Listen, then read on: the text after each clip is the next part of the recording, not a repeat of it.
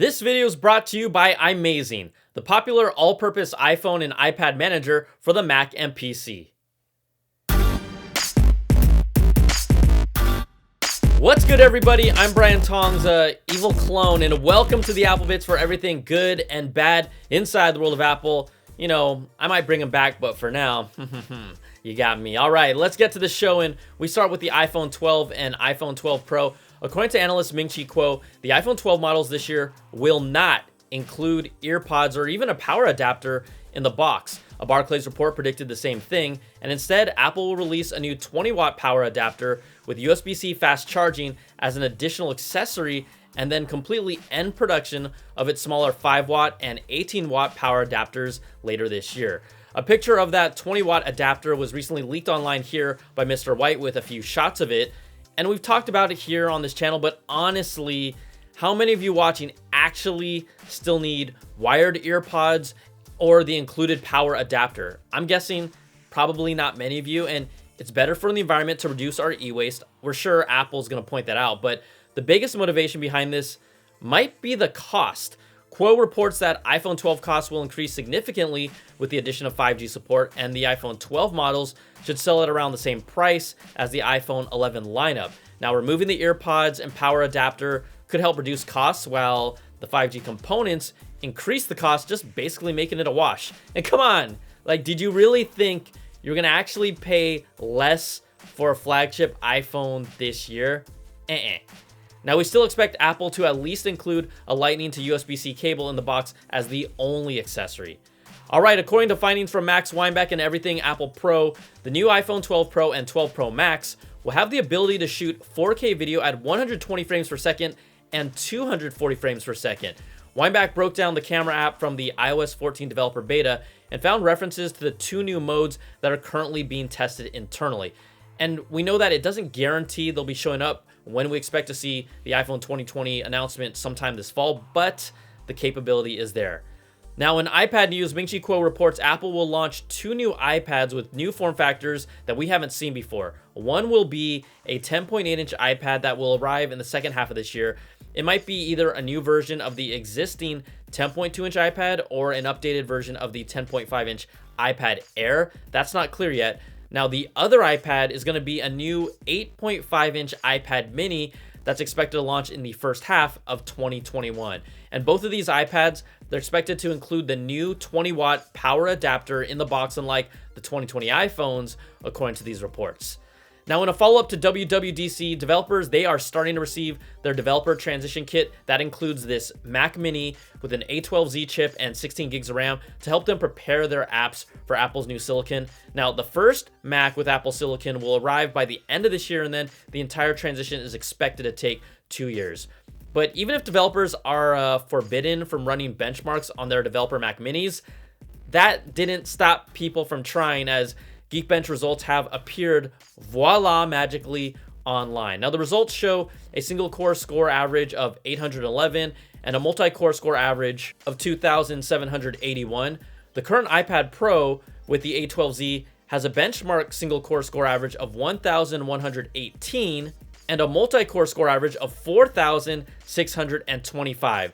That is a huge difference, but you know what? Don't freak out about this, because the benchmarks are running through Apple's Rosetta 2, so you can expect them to be slower. And then the chip also appears to be slightly underclocked at 2.4 gigahertz compared to the 2.5 gigahertz found on the current iPad Pro. Rosetta 2 also appears to be using only 4 performance cores from the A12Z chip and none of its 4 efficiency cores.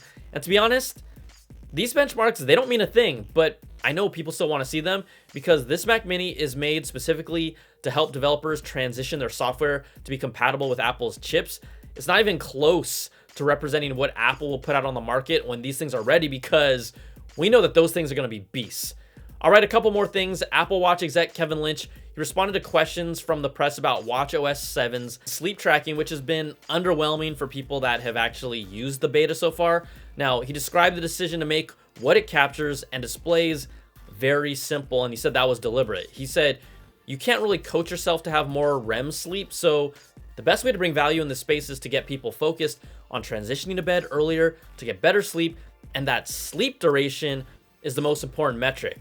But to that I say, Why can't you just do both and make everyone happy if they want to see that deeper data? Like, it doesn't make things more complicated if it's just an option to look at. I look at it this way. Let's say you're walking, right? Do you want to know how long you walked, or do you want to know how long you walked and how many steps you took? Because the data is there. It's all there. So you just have to show us, unless maybe the Apple Watch hardware just isn't capable and you won't come out and just say that. All right, Safari users will be happy about this new feature in macOS Big Sur. Oh, hold on. Excuse me. I meant Big Sur.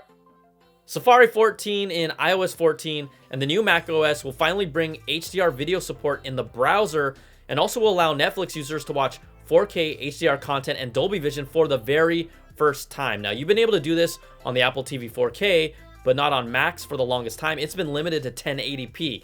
That changes with macOS Big Sur, but it requires a Mac from 2018 or later to take advantage of the feature. Otherwise, you're still getting just 1080p from Netflix on older Macs. Plus, if you didn't hear already, Apple TV's YouTube app finally supports YouTube's VP9 codec and will now allow the YouTube app to display 4K YouTube content like the video you're watching right now.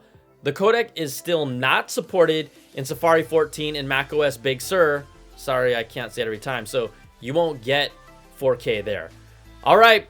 Thanks again to iMazing for sponsoring this video. It's the all-purpose iPhone and iPad manager for your Mac and PC.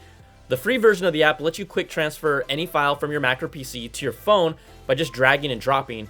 You can set Time Machine-like wireless backups to your own storage locations, and you can diagnose your battery's health. Now, if you purchase a license, iMazing gives you full control of your mobile data, and it just does a whole lot more. You can recover music from an old iPhone or iPod, export your voicemails as their own audio files. You got bookmarks, contacts, calendars, and more. You can even print out a conversation thread from iMessage or WhatsApp. It really just covers about everything.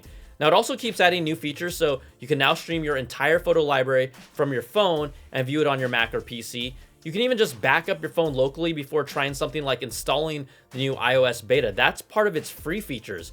Get iMazing for free by using the link in this video's description, and if you use my coupon code BrianTong30OFF, you'll get 30% off all iMazing licenses until iOS 14's official release.